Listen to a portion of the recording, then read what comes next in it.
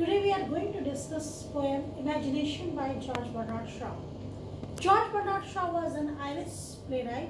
He has written more than 60 plays. He has written some of the poems too.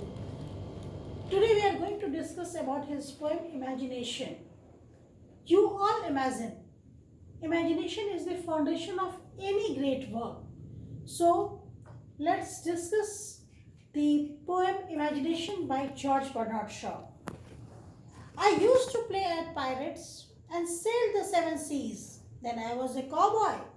These simple things did me please. You can see the picture of pirates and cowboy. Pirates are the criminals who attack on ships in order to steal from there.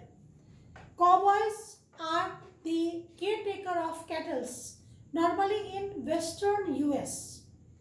Their looks are very attractive. You can see they are wearing hats, boots, and they are having gun. So children are normally fascinated from them. So in his early childhood, George Bernard Shaw's persona wants to play the role of pirates and cowboy. I had a vivid imagination. Adventure was always on my mind. I discovered the joys of reading and escaped the daily grind. Vivid imagination. Vivid is clear. His imagination is as clear as it looks real to him. So he says, adventure was always on my mind. That means he is always looking for some exciting thing. He says that, and when he was looking for some exciting, some adventurous thing, that time he has discovered the joys of reading. Believe me, children, there is nothing more exciting than reading. So now our persona is happy because he has discovered the joys of reading. Once I lived with Eskimos in the land of ice and snow. Went hunting and fishing. My fantasy was all aglow.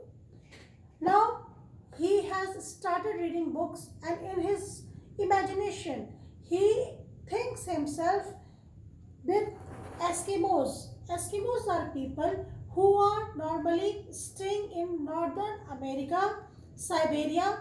In 7,000 years earlier, they are staying in Alaska.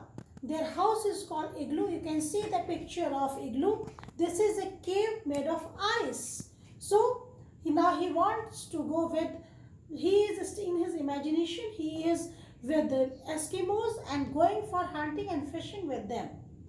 Then I read a book of Jules Verne and went off to the moon. It was just to take a look. Then it was time to return. You can see the picture of Jules Verne. Jules Verne is a science fiction writer and he is called the father of science fiction. This book he has written in 1865, From the Earth to the Moon. Children, you will be very surprised to know that actually man has landed on moon. Neil Armstrong has landed on moon in 1969, and this book has been written in 1865, more than 100 years earlier. So our imagination traveled to that place, traveled to moon 100 years back. That's why there is no wonder Jules Verne is called father of science fiction. Now I spent time in the forests of Africa with Dr. Livingstone as my guide. Now you can see here picture of Dr. Livingstone. He was a Scottish physician and he was an explorer in Africa. So now this boy, our persona, feels that he spent time in the forest of Africa with these people as Dr. Livingstone as his guide. Then off again to America with Huckleberry Finn. I did hide. Huckleberry Finn is a character of Mark Twain, a famous novelist. Mark Twain has created this character, Huckleberry Finn. I'm sure you all have read about him. So when he was so engrossed in reading, he feels that with Huckleberry Finn, he went to America and he has explored that place. Now, a hero of all the nations. In my world of fantasy and imagination, I performed such wonderful deeds. A hero of all the nations, I was the one that did succeed. I have put this picture for you people so you can just feel that he feels that he is a hero of all the nations.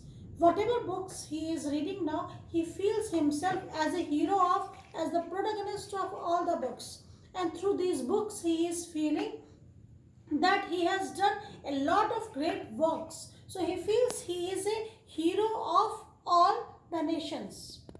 Then I grew up, my child's world at an end. I had become serious, it nearly drove me around the bend. I still do like the mysterious. This is the message I am trying to send. Now he says that his childish days are over and now he has become more serious. And this seriousness had made him crazy. Now he is madly missing his old childhood days. He says, still I love those mysterious days, those unsolved puzzles, unsolved stories. And he is giving this message to you children that imagine, enjoy your childhood days, the days of imagination where your world is beautiful, you are staying in your world of imagination. Thank you very much.